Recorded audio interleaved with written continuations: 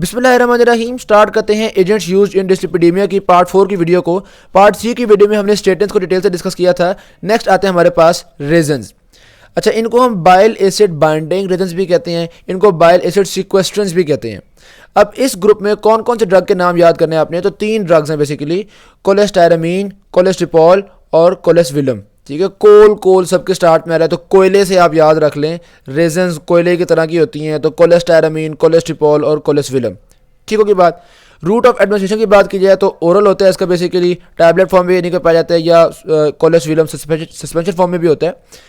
Anyways, mechanism of action की बात की जाए तो भाई होता बेसिकली ये है कि हमारा जो लिवर है वो आपको पता है बाइल एसिड्स फॉर्म करता है, और बाइल एसिड्स फॉर्म करने के बाद वो रिलीज़ करता है बाइल के थ्रू और भेजता है इंटेस्टाइन्स में। इस डायग्राम देख सकते हैं, उन्होंने इंटेस्टाइन को ऊपर बना दिया है। खैर एनीवेज, यहाँ से बाइल एसिड्स गए हमारी इंटेस्टाइन में, और इंटेस्टाइन में जाने के बाद almost 90% of the bile acids जो होते हैं ना वो एब्जॉर्ब हो जाते हैं ब्लड में, और पोर्टल सर्कुलेशन के थ्रू वापस लिवर में आ जाते हैं। ठीक है, तो लिवर को बहुत ज़्यादा बाइल एसिड सिंथेसाइज नहीं करने पड़ते, क्योंकि जो बाइल एसिड वो जाते हैं वही तकरीबन वापस आ जाते हैं। थोड़े बहुत कम होते हैं तो थोड़ी बहुत ये बाइल एसिड की प्रोडक्शन कर लेते हैं, ऐसा कोई मसले की बात नहीं है। अब ये जो रीजंस है ना, ये करती क्या है, आपने ओरल इंटेक किया, आपकी इंटेस्टाइन में रीजंस आ गई, कोयले की तरह की रीजंस आ गई। जिस तरह कोयला पानी में सॉल्युबल नहीं होता ना, उसी तरह ये रीजंस सॉल्युबल भी नहीं है और ये रीजंस एब्जॉर्बेबल भी नहीं है। तो होता ये है कि ये रीजंस जो होती हैं वो इंटेस्टाइन में मौजूद बाइल एसिड्स को अपने साथ चिपका लेती हैं। ये आ गई रीजन, इसने अपने साथ बाइल एसिड को चिपका लिया।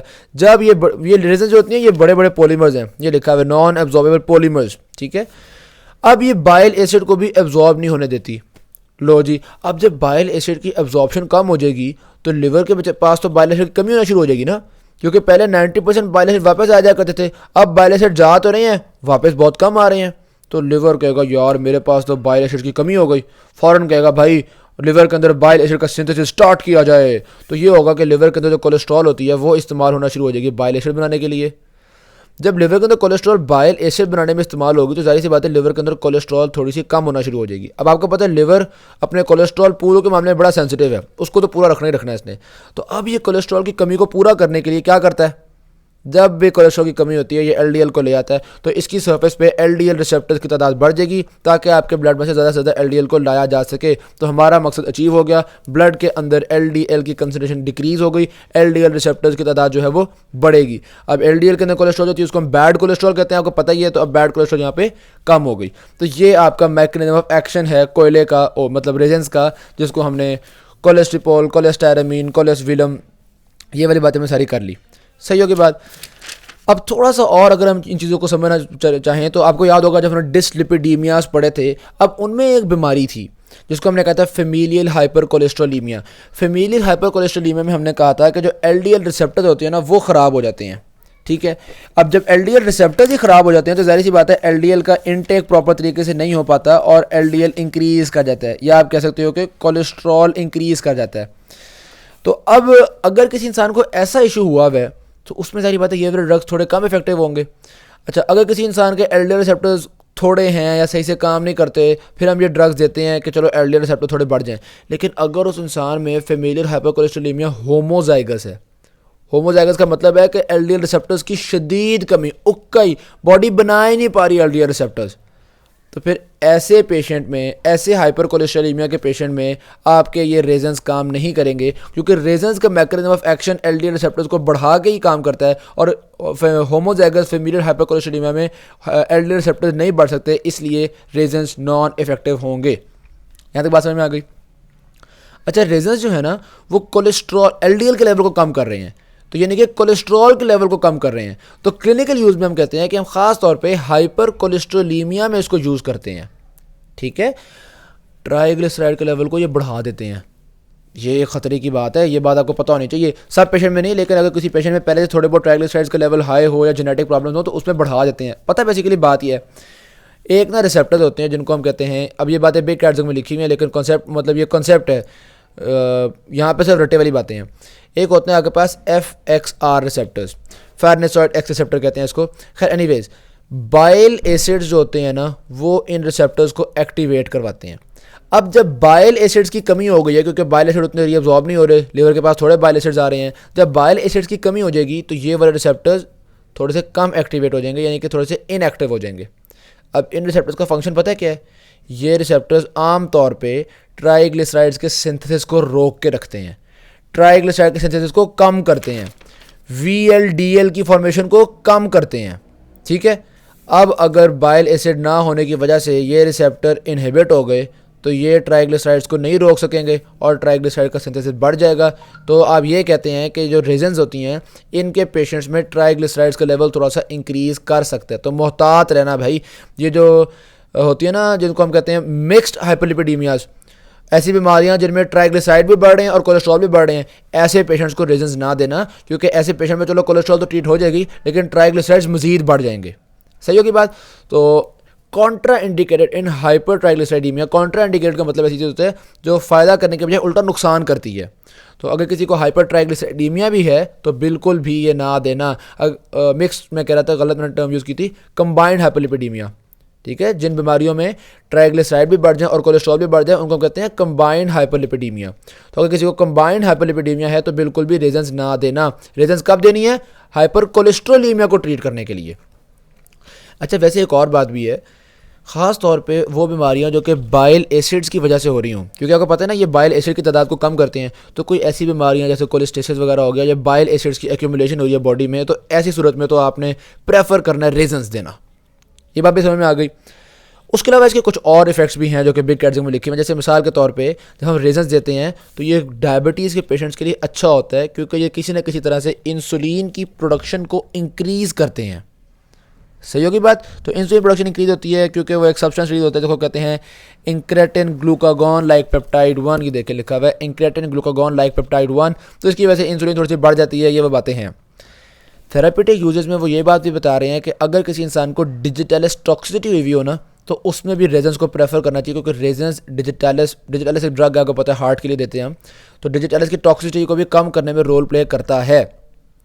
सही होगी बात। तो ये हमने थोड़ी सी एक्स्ट्रा बातें भी देख ली हैं। मेनली हमें पता है कि ये कोयले की तरह का है और बाइल एसिड्स को एब्जॉर्ब नहीं होने देगा, जिसकी वजह से हमारे जो लिवर है वो अपनी कोलेस्ट्रॉल को बाइल एसिड के लिए इस्तेमाल करेगा और फिर कोलेस्ट्रॉल को पूरा करने के लिए LDL रिसेप्टर बढ़ाएगा। कैसे यार, अचानक मैंने सारा रिवाइज करवा दिया। टॉक्सिसिटी की बात की जाए तो जनाबे वाली, एक तो चूँकि ये आपको पता है इंटेस्टाइन्स में रहती है, तो ये आपके थोड़ी बहुत कॉन्स्टिपेशन कॉज करवा सकती है, ब्लॉटिंग कॉज करवा सकती है। यानी जनरल लिखना होना तो लिख देना GI डिस्टर्बेंसेज।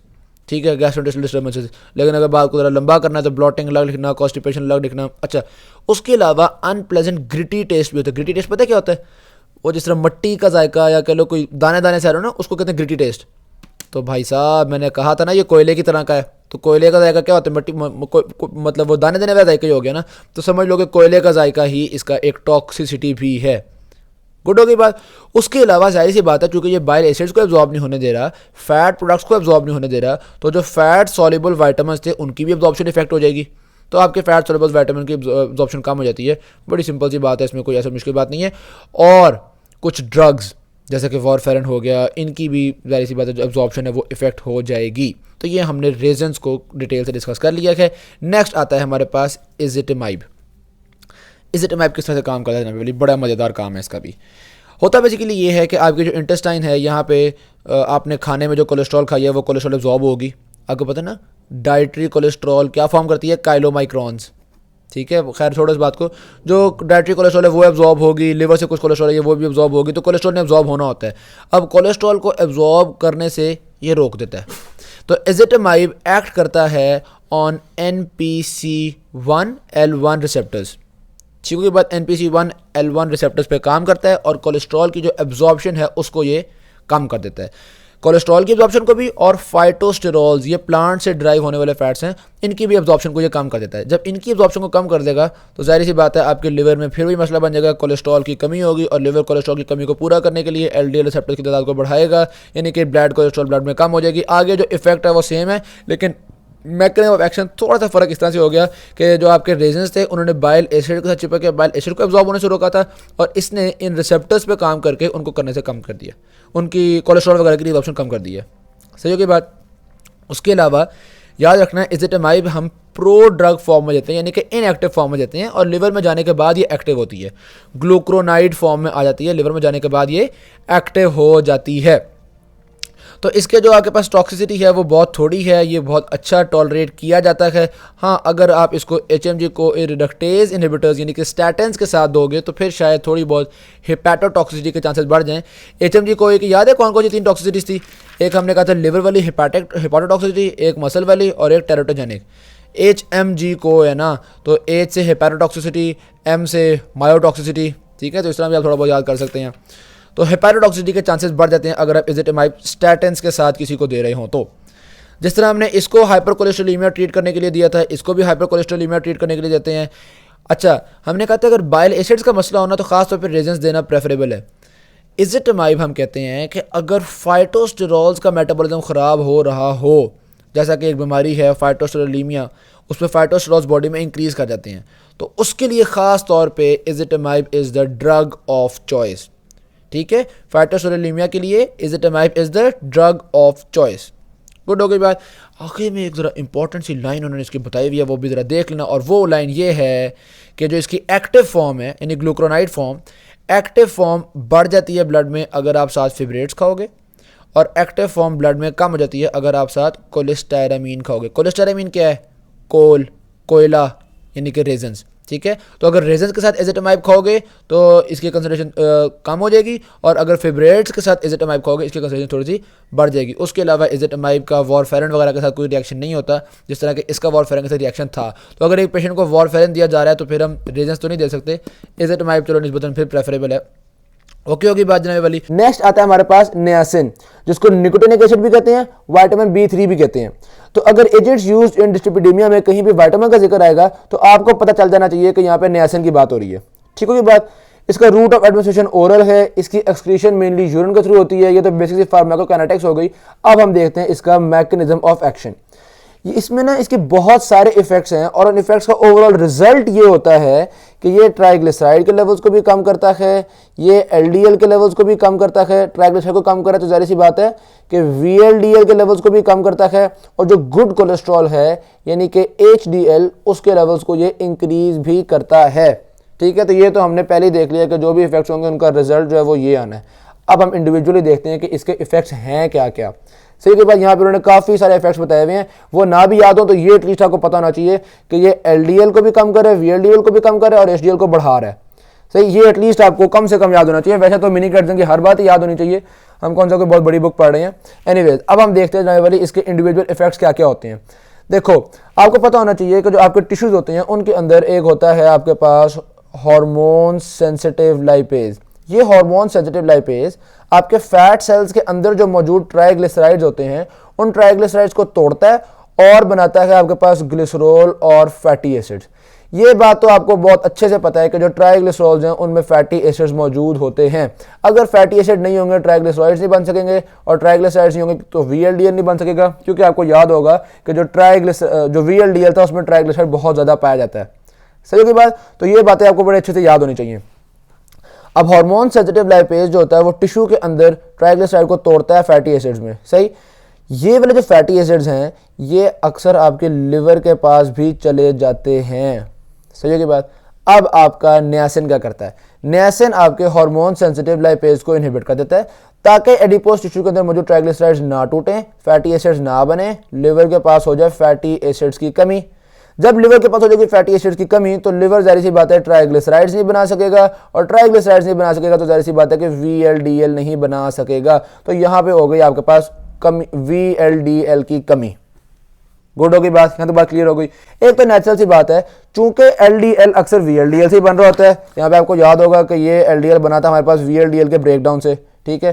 तो चूंकि LDL VLDL से बन रहा होता है तो VLDL की कमी का मतलब कुछ हद तक LDL की कमी। सही होगी भाई। ये तो हमने एक इफेक्ट इसका बड़ा मजेदार सा पढ़ लिया। अब उसके अलावा एक जरा टेक्निकल सी बात है, और वो ये कि लाइपोप्रोटीन लाइपेज जो आपकी ब्लड वेसल्स पे मौजूद था, लाइपोप्रोटीन लाइपेज की एक्टिविटी को नियासिन इनहेंस करता है। हार्मोन सेंसिटिव लाइपेज की एक्टिविटी को इनहिबिट करता है, LPL की एक्टिविटी को इनहेंस करता है। चाहे इस तरह से रटा मारे ना, नहीं तो कॉन्सेप्ट मैं आपको बताता हूँ। अच्छा, अब ये जो लिपोप्रोटीन लाइपेज है ये होती है हमारे पास ब्लड वेसल्स के अंदर, यानी कि ये सर्कुलेटिंग ट्राइग्लिसराइड्स पे एक्शन करती हैं। समझ में आ गई? हार्मोन सेंसिटिव लाइपेज उन ट्राइग्लिसराइड्स पे एक्शन कर रही थी जो हमारे सेल्स के अंदर थी, एडिपोज टिश्यू में थी मेनली, ठीक है। मेनली एडिपोज टिश्यू वाले हार्मोन सेंसिटिव लाइपेज पे एक्शन होता है।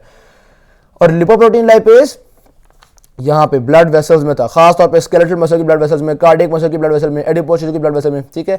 अब लिपोप्रोटीन लाइपेज की एक्टिविटी को इन्हांस कर दिया है, ये सर्कुलेटिंग ट्राइग्लिसराइड्स को तोड़ेगा और सर्कुलेटिंग ट्राइग्लिसराइड्स में से जब फैटी एसिड्स निकलेंगे, फ्री फैटी एसिड्स, वो आपके टिश्यूज में चले जाएंगे, स्केलेटल मसल में चले जाएंगे, एडिपोज टिश्यू में चले जाएंगे और वहाँ पर यूज हो जाएंगे। गुडो की बात समझ में आ गई बात। हार्मोन सेंसिटिव लाइपेज के अक्सर फैटी एसिड्स यहाँ पे चले जाया करते थे और वो सेल के अंदर के टैग्स पे काम करता था, ट्राइग्लिसराइड्स पे काम करता था, तो उसको हमने कहा भाई आप काम ना करो, तुम बैठे रहो आराम से।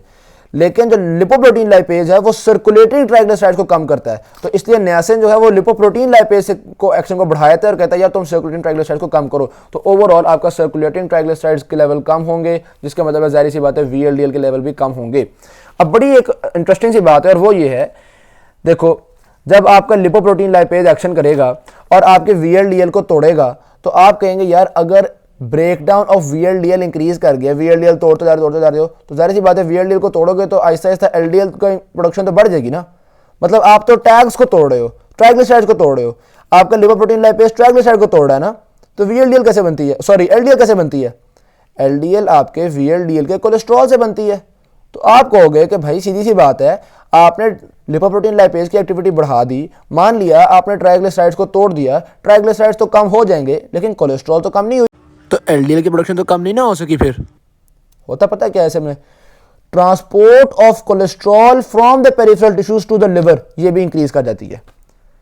यानी कि आप करते बेसिकली ये हैं कि LPL लिपोप्रोटीन लाइपेज की एक्टिविटी को बढ़ा दिया, VLDL में से ट्राइग्लिसराइड्स तो वैसे ही हमने निकाल लिए, ट्राइग्लिसराइड को तो ज़्यादा तोड़ना शुरू कर दिया और हमने टिश्यू के अंदर डिपॉजिट करना शुरू कर दिया।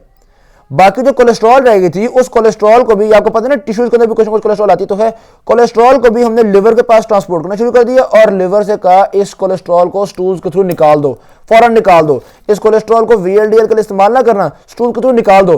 तो excretion of cholesterol through the stools through the bile acids वो इंक्रीज कर जाती है। तो इस तरह से हमने LDL भी ज्यादा बनने से प्रिवेंट कर लिया। सही होगी बात।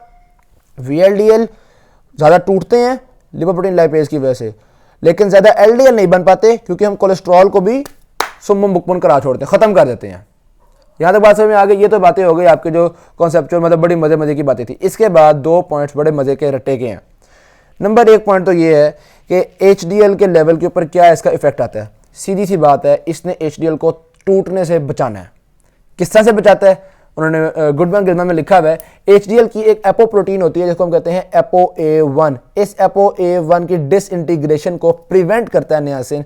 इसका मतलब है कि HDL के कैटाबॉलिज्म को प्रिवेंट करता है नियासिन। यहाँ भी लिखा हुआ है niacin reduces the catabolic rate for HDL, ठीक है।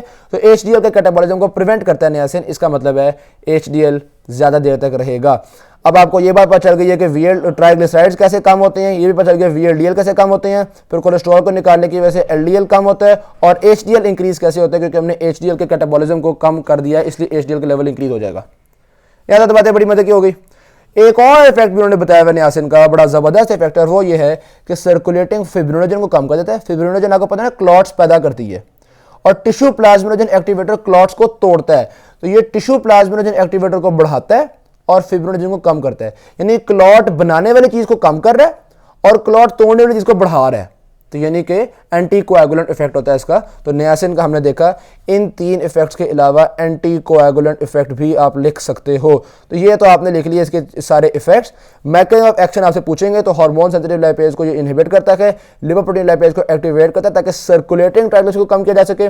उसके अलावा कोलेस्ट्रॉल की एक्सक्रीशन को बढ़ाता है by increasing the transport of cholesterol from the peripheral tissues to the liver और फिर आगे इनटू द स्टूल्स। और उसके अलावा हमने देख लिया कि एक्टिवेट कर रहा है ये टिश्यू प्लाज्मिनोजन एक्टिवेटर को और डिक्रीज कर रहा है ये फिब्रिनोजन को। सही होगी बात। थोड़े से कॉम्प्लेक्स हैं, 4-5 पॉइंट्स आपके पास बन रहे हैं। मैं आपको बताऊं, मेनली आप देखोगे हार्मोन सेंसिटिव लाइपेज की एक्टिविटी पे इसका एक्शन है, हार्मोन सेंसिटिव लाइपेज की एक्टिविटी को कम किया है, लिपोप्रोटीन लाइपेज की एक्टिविटी को इसने इंक्रीज किया है, HDL के कैटाबॉलिज्म को इसने डिक्रीज किया, इसको भी डिक्रीज किया था, इसको इंक्रीज किया था, और आखिर में हमने देखा कि फिब्रिनोजिन को ये डिक्रीज करता है और टिश्यू प्रोथ्रोम्बिन एक्टिवेटर को ये इन्हांस करता है। सही होगी ना बात। तो ये हमने देखे इसके, ये इसके इफेक्ट्स आ गए हैं। क्लिनिकल यूज़, भाई सीधी सी बात है, चूंकि ये एलडीएल के लेवल को भी कम कर रहा है, वीएलडीएल के लेवल को भी कम कर रहा है, तो इसका बहुत ही अच्छा यूज़ है। ये हमारे पास वाइड क्लिनिकल यूजफुलनेस है। हाइपर कोलेस्ट्रोलीमिया भी हो, हाइपर ग्लिसरीडीमिया भी हो, यानी कंबाइंड हाइपरलिपिडीमिया जो होता है उसमें हम इसको यूज़ कर लेंगे, कोई टेंशन। ये हमें टेंशन नहीं है कि यार अगर हमने एलडीएल को ट्रीट किया तो वीएलडीएल बढ़ जाएंगे, जिस तरह की टेंशनें पहले थी। याद है ना, यहाँ पे आपको टेंशन थी कि यार ट्राइग्लिसराइड्स तो बढ़ जाते हैं, सिर्फ एलडीएल कम होता है। यहाँ पे कोई टेंशन नहीं है, यहाँ पे एलडीएल भी कम होना है, ट्राइग्लिसराइड भी कम होने हैं। बेहतरीन क्लिनिकल यूज उसका समझ में आ गया। टॉक्सिसिटी की तरफ आ जाए तो पहली टॉक्सिसिटी तो आ गई इसकी आपके पास फ्लशिंग रिएक्शंस, ठीक है, वो जो आपको पता है वो जो एलर्जी वगैरह की वजह से होते हैं, और इनको ट्रीट करने के लिए हम आराम से पेशेंट को एनसेड्स देते हैं तो ये ट्रीट हो जाता है। चूंकि एनसेड से ट्रीट हो रहा है तो इसका मतलब है कि फ्लशिंग रिएक्शन प्रोस्टाग्लैंडिन्स की वजह से हुए थे। खैर पहला आपके पास सिंपल सा इसका आ गया फ्लशिंग, और सबसे इंपॉर्टेंट इसका फ्लशिंग ही है। दूसरा डोज डिपेंडेंट क्या होता है, तो डोज डिपेंडेंट नोजिया और एब्डोमिनल डिस्कम्फर्ट हो रही है। ठीक है, बाद अब ये भी पता, एक पहले वाले के बारे में ये इंपॉर्टेंट बात है कि ये ट्रीट किस तरह से होता है, दूसरे वाले के बारे में ये इंपॉर्टेंट बात है कि ये डोज डिपेंडेंट है। तीसरा प्रोराइटिस और स्किन कंडीशंस भी थोड़ी बहुत होती हैं। चौथा, तीसरा तो हो गया आपके पास स्किन से रिलेटेड। चौथा हो गया आपके पास लिवर एंजाइम्स में एलिवेशन हो जाती है, थोड़ी बहुत लिवर एंजाइम्स में एलिवेशन होती है, कभी कभी हेपेटोटॉक्सिसिटी भी हो सकती है, यानी कि लिवर को भी ये डैमेज कर सकता है। इसके बारे में बड़ी इंटरेस्टिंग बात उन्होंने लिखी हुई है। इस ड्रग की जो एक्सटेंडेड रिलीज प्रिपरेशंस होती हैं वो आमतौर पे लिवर का डैमेज कॉज करती हैं, जो सस्टेन्ड रिलीज फॉर्मेशन होती हैं वो आमतौर पे डैमेज नहीं करती। ठीक हो गई बात, सस्टेन्ड रिलीज फॉर्मेशंस बेहतर हैं, एक्सटेंडेड रिलीज प्रिपरेशंस डैमेज करती हैं। गुड हो गई बात। तो जो ई है वो आपके पास लीथल इफेक्ट्स रख रहा है, और जो एस है वो आपके पास सूदिंग इफेक्ट्स रख रहा है। मैंने वैसे मतलब ये ई और एस को रिलेट इस तरह से किया है, वैसे ये लीथल और सूदिंग लिखना दोनों आप। अच्छा जी, यहाँ पे आपके पास कंप्लीट होता है नियासिन या निकोटिनिक एसिड या विटामिन B3। इंपॉर्टेंट था भाई, मानना पड़ेगा। नेक्स्ट आते हैं आपके पास फिब्रिक एसिड डेरिवेटिव्स। इसमें दो इंपॉर्टेंट नाम आपने याद रखने हैं, नंबर 1 जेमफिब्रोजिल और नंबर 2 फिनोफिब्रेट। फार्माकोकाइनेटिक्स, इसका भी रूट ऑफ एडमिनिस्ट्रेशन ओरल ही है, और इसकी भी एलिमिनेशन यूजुअली मतलब मेनली किडनीज के थ्रू, यूरिन के थ्रू ही हो रही होती है। डाउन की बात, मैकेनिज्म ऑफ एक्शन की तरफ आते हैं तो ये बेसिकली एक्ट करता है हमारे एक ट्रांसक्रिप्शन फैक्टर पे, या आप कह सकते हो कि ये इस PPAR अल्फा का लाइगैंड है। सही की बात, गोली मारो यार, बस एक्ट करता है, इतना याद रख लो। अब PPAR क्या है, पेरोक्सिसोम प्रोलिफरेटर एक्टिवेटेड रिसेप्टर अल्फा, पूरा लंबा नाम याद रखने की जरूरत नहीं है, सिर्फ PPAR अल्फा ही याद रख लो। सही हो गया। होता बेसिकली क्या है, इसके इन्फ्लुएंस से 3 तरह के काम हो रहे हैं। नंबर 1 लिपोप्रोटीन लाइपेज, मैंने कहा ना ट्रांसक्रिप्शनल फैक्टर होता है ये, तो यानी कि ट्रांसक्रिप्शन में चेंजेस आएंगे, कुछ प्रोटीन्स को बढ़ा सकते हैं, घटा सकते हैं, इस तरह के इफेक्ट्स होंगे ना इसके। तो एक तो इफेक्ट इसका ये आ जाएगा, सिंपल सी बात है, आपका जो लिपोप्रोटीन लाइपेज है उसकी एक्टिविटी इंक्रीज करेगी, लिपोप्रोटीन लाइपेज बढ़ जाएंगे। वाह जी वाह, नियासिन ने भी लिपोप्रोटीन लाइपेज को बढ़ाया था, इसने भी लिपोप्रोटीन लाइपेज को बढ़ा दिए, वेरी गुड।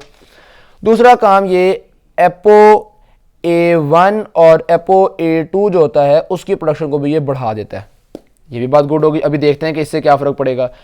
तीसरा इफेक्ट इसका ये होगा कि जो ApoC3 होता है उसको ये अलबत्ता इनहिबिट कर देता है। सही होगी बात।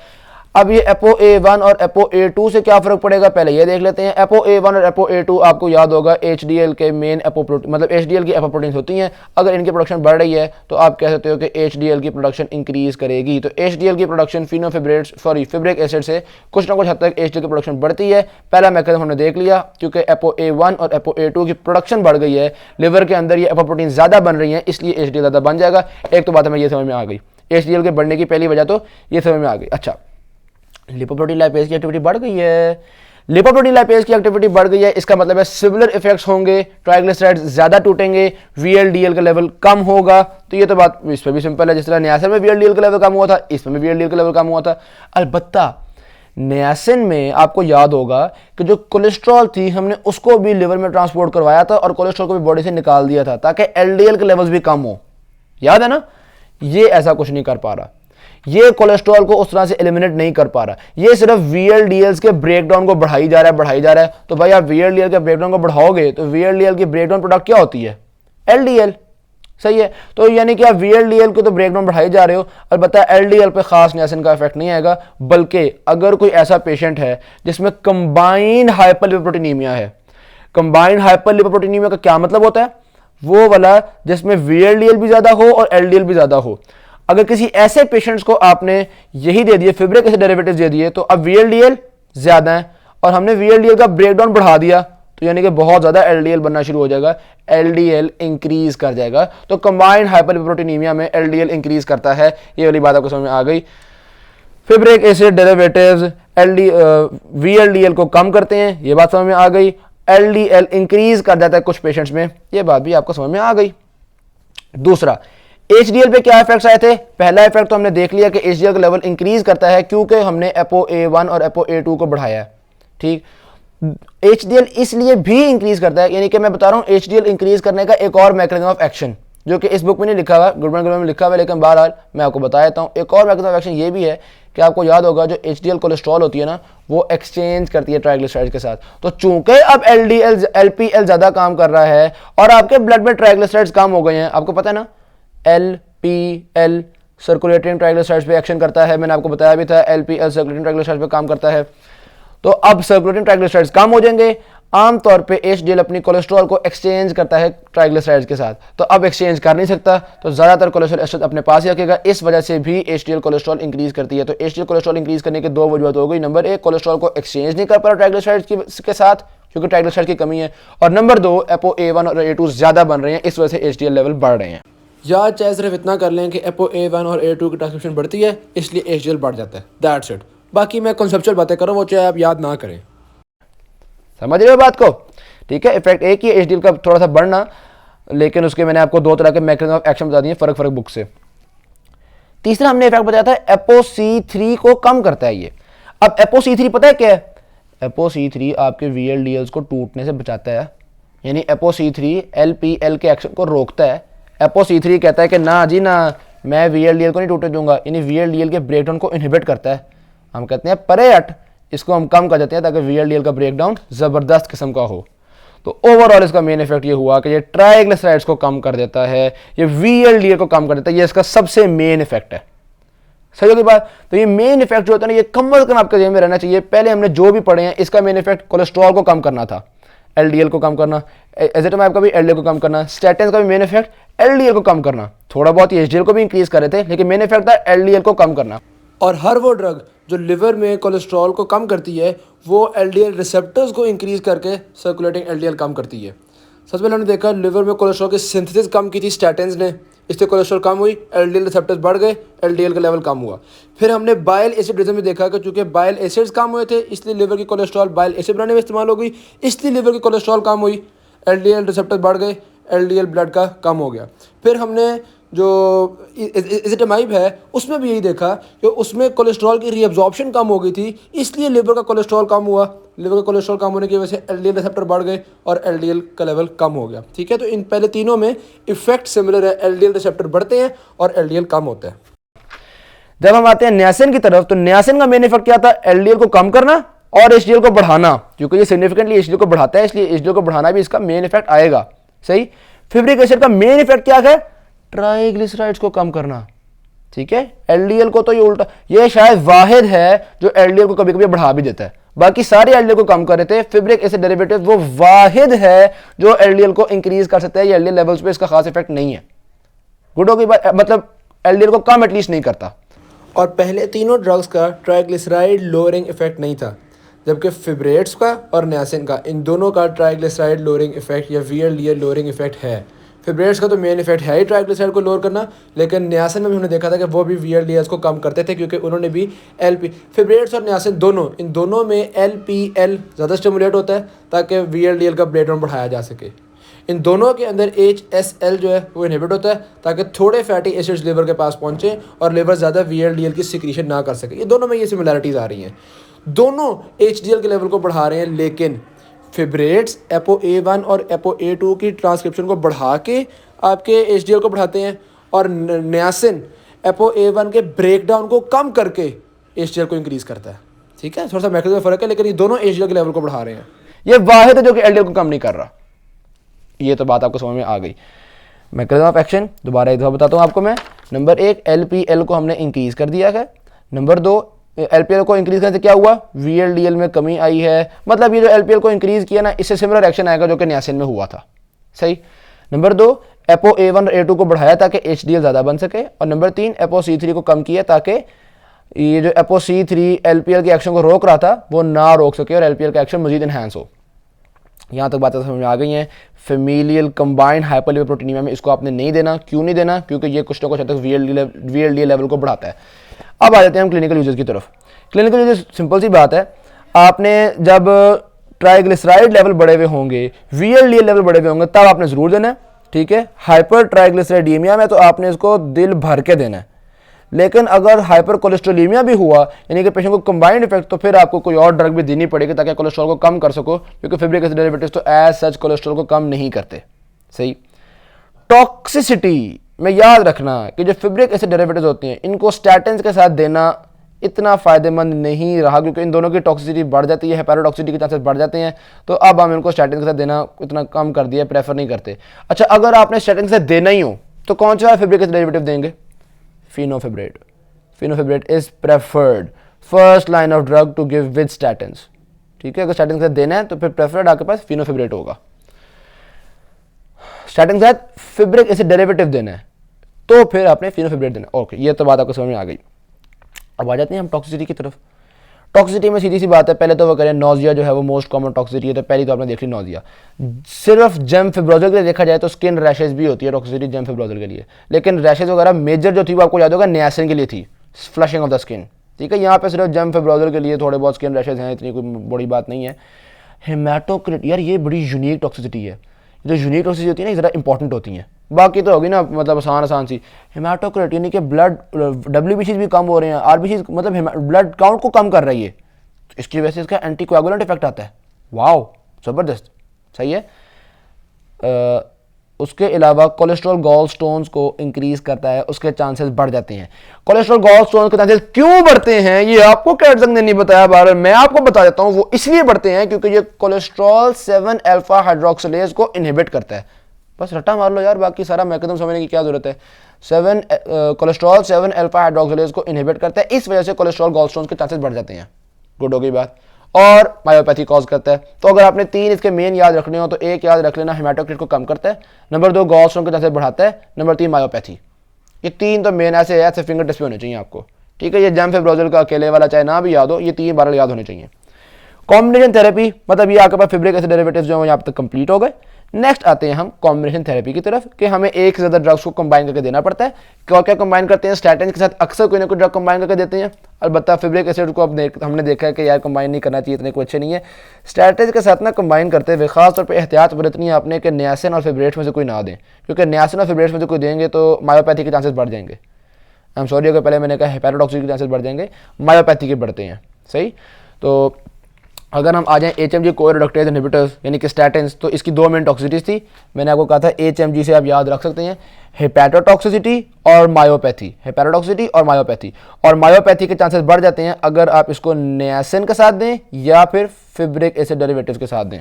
गुड हो गई बात।